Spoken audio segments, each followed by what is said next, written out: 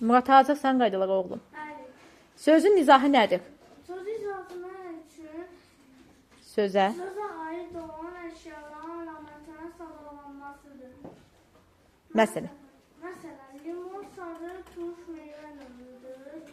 Eynək doza taxılır, yaxşı görmək üçün istifadə olunur. Bəs səndəl nədir ay Murat? Səndəl Hə. yayda geyinilir, Aha.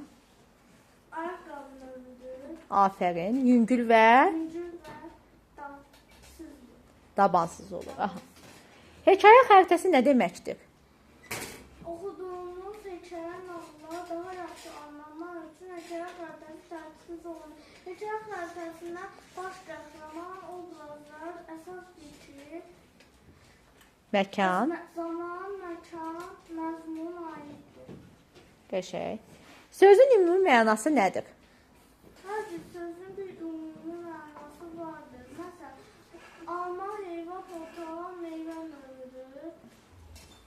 Kitab olan Kitab. kitab, məktəblə yazmaqlardır. Fil, pişik, meymun və sairə də heyvan növüdür. Afərin.